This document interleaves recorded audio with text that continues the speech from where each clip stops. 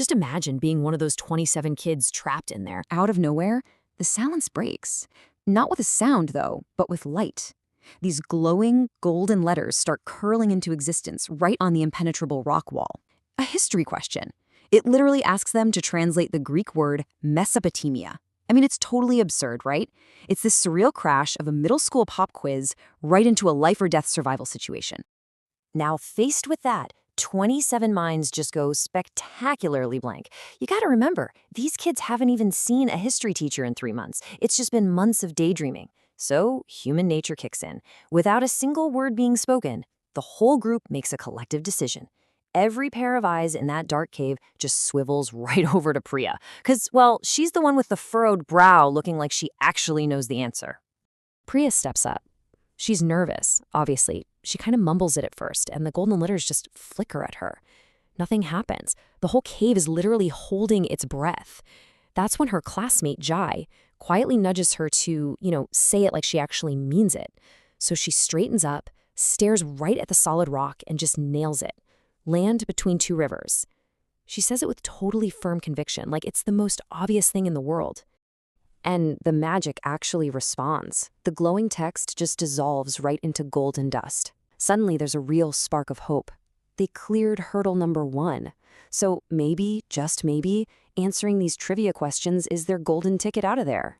But of course, the wall isn't done with them. The ripples fade out, and a second question flashes up. Why should you study history? Some of the kids actually groan out loud at this, with one even muttering something like, is this a gate or a test paper? Priya, though, she doesn't groan. She just nods, almost like this answer has been living inside her. She steps forward and drops this profound, textbook-perfect truth about learning from the past so mistakes don't follow us into the future. To everyone in that room, it felt like the absolute truth. And the reaction from the room is immediate. For just one single golden second, the entire cave exhales. Even Jai, who was always so stoic, cracks a smile. Victory secured. They are finally going home. And then, a blinding white light explodes right in the center of the rock wall. In literally a fraction of a second, the unthinkable happens.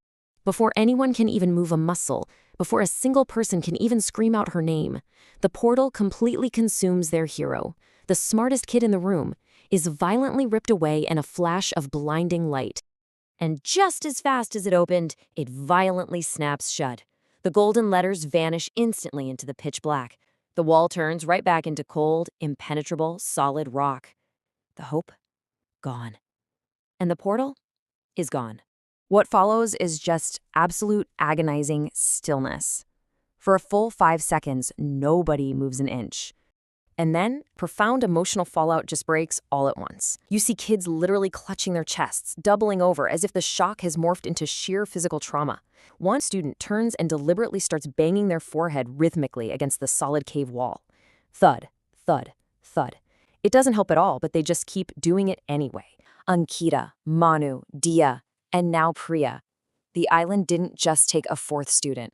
It took the one person they all firmly believed would absolutely get them out of there. But wait, just as the wailing and the wall banging reach their absolute peak, a bright, pulsing shimmer suddenly manifests in the center of the cave. And then this entity known as DG just materializes, floating serenely, glowing softly.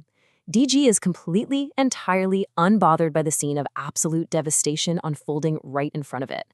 You have 26 traumatized, sobbing kids on the floor, and this brightly glowing entity just floating peacefully right above them. Then DG speaks. It's literally the single most absurdly inappropriate question possible. Why are you crying, kids? The kids stop mid-wail. The wallbanger pauses. Slowly, 26 tear-streaked faces turn around to stare at this glowing entity. Finally, this incredibly long silence is broken by Rohan. He just says, very quietly, where do we even begin? Because really, how do you possibly explain this level of trauma to something so cheerfully oblivious?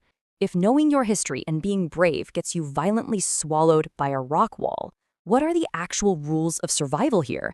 What hope is possibly left when doing everything right leads to total devastation? It completely upends everything they and we thought we knew about surviving this place.